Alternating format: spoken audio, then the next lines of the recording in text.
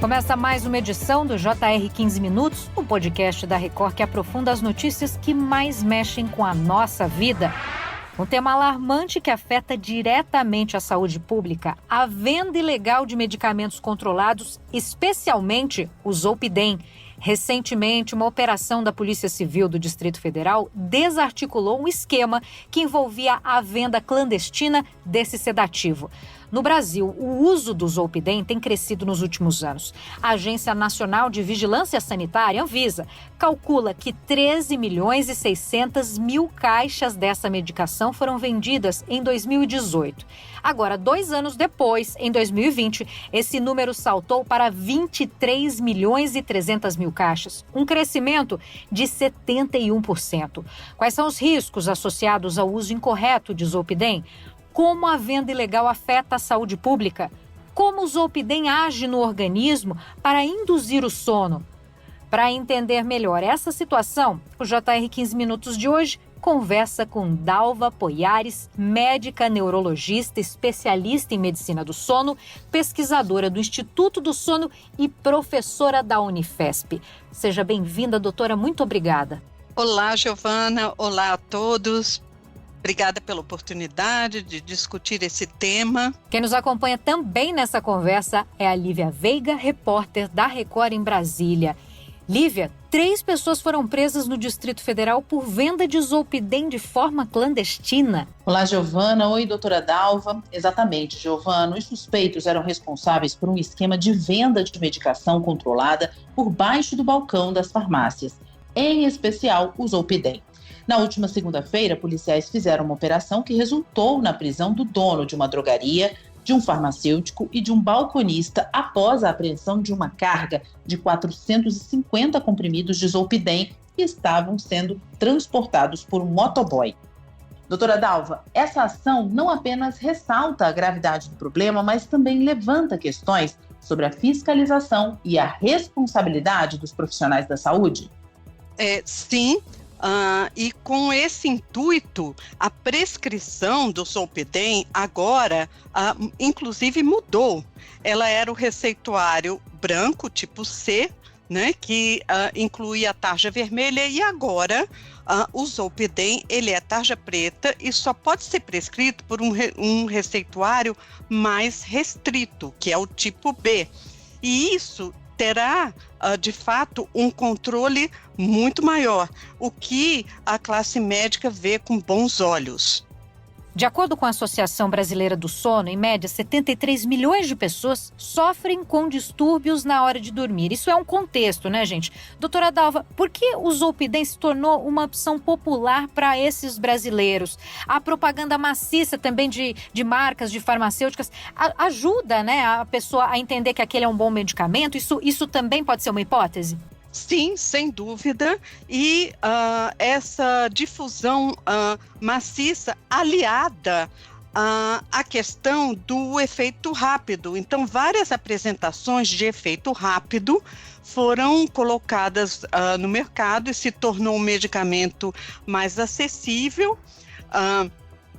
Esse tipo de prescrição, basicamente, todos os médicos, eles têm posse desse tipo de receituário anteriormente praticado e é um medicamento que pode levar ao abuso. Existem várias pessoas internadas em hospitais especializados para desintoxicação.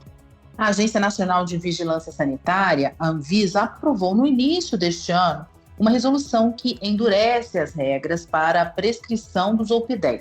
Quais são as principais razões para a venda ilegal desse medicamento continuar a acontecer? A demanda pelo consumo. Então, os pacientes, como é um medicamento que pode dar o que nós chamamos de reforço, né? Então, as pessoas querem dormir correndo, acordar correndo, né? Então, querem colocar alguma coisa embaixo da língua que tem um efeito muito rápido. Então, isso pode ser viciante, né? Então, essa demanda, essa procura, obviamente, gera uma oferta maior, inclusive uma oferta indevida.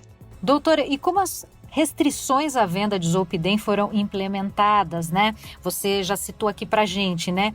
Mas como que é a fiscalização disso? O que pode ser feito para combater esse comércio clandestino, já que há, inclusive, a Lívia que trouxe essa informação pra gente, essa notícia? É difícil dizer porque existe historicamente, né, esse comércio ilícito para muitas outras substâncias também, né?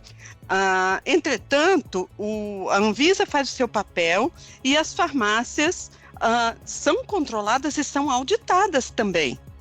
Portanto, a maioria delas adota boas práticas. Porém, sempre pode existir algum esquema de uma maneira ou outra. Então, nós, médicos, sabemos disso porque os pacientes nos referem, nos contam, mas não sabemos exatamente como isso ocorre. Mas as farmácias que estão comprometidas com boas práticas, elas são auditadas e elas têm um controle muito rigoroso de prescrições, tanto tipo C quanto tipo B, e até mesmo tipo A, que não é o caso aqui. Doutora, na época do endurecimento das regras para a prescrição do Zolpidem, a Anvisa explicou que a medida foi adotada devido ao aumento de relatos de uso irregular. Mas para quem o Zolpidem é indicado?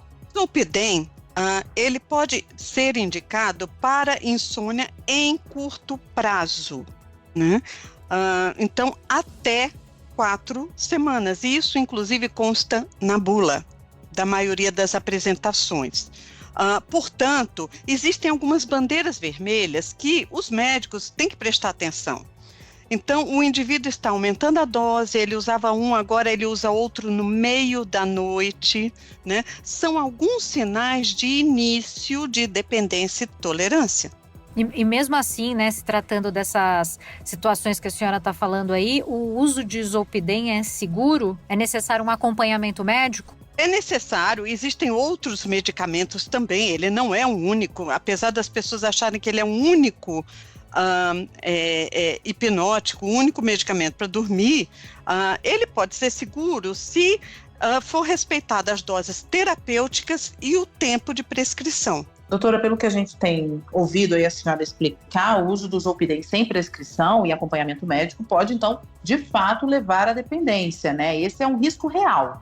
Esse é um risco real e está acontecendo. É um cenário, de maneira interessante, é um cenário muito pior aqui no Brasil comparado com o resto do mundo, né?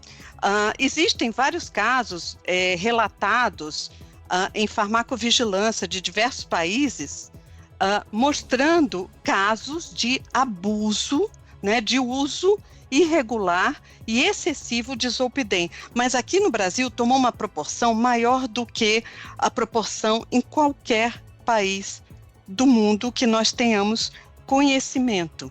E, inclusive, rendendo internações para poder tratar tais pacientes, né? Então, os consultórios de médicos do sono e de psiquiatras estão vivenciando essa realidade triste de tratar a dependência de Zolpidem, quando isso poderia ter sido evitado. Então, antes do paciente chegar a uma situação como essa, doutora, como é que ele começa a entender que isso é um abuso desse medicamento? Como ele consegue ter um autocontrole ou pedir ajuda antes de chegar nessa situação? Primeiro vem o papel do médico. Veja, senhor paciente, essa prescrição é para até 4 semanas e a dose prescrita é essa. Porque a partir de 4 semanas pode começar a haver tolerância. Então, o paciente pode começar a perceber que o efeito não é o mesmo do início, ele pode querer mais, que todo medicamento de abuso, ou até mesmo droga de abuso, tem essa questão do querer, né? Então, eu quero. Inclusive, tem pessoas que usam ao longo das 24 horas. Existe até mesmo uso recreativo, né? Isso parece realmente ter diminuído, mas até adolescentes em festas iniciaram também o uso indevido recreativo de Zolpidem. Então, se você está tomando o medicamento e você nota que precisa um pouco mais, o efeito já não é o mesmo, é melhor avisar o seu médico. Doutora, o Zolpidem pode impactar a vida social e profissional de um indivíduo? Sim. Ele pode, inclusive, estar associado, é claro que depende da pessoa, depende da dose, a o que a gente chama de parassonia, uma espécie de sonambulismo, onde ele pode fazer coisas que ele não terá memória, porque o medicamento, enquanto está atuando no cérebro, ele realmente tem esse efeito de apagar, vamos dizer assim, essa memória. Então, ele pode fazer coisas que absolutamente ele não lembra no dia seguinte. Doutor, o Zolpidem se tornou uma febre entre a geração Z. Na internet, são diversos relatos sobre os efeitos do medicamento. Alucinações, sonambulismo, apagões, amnésia.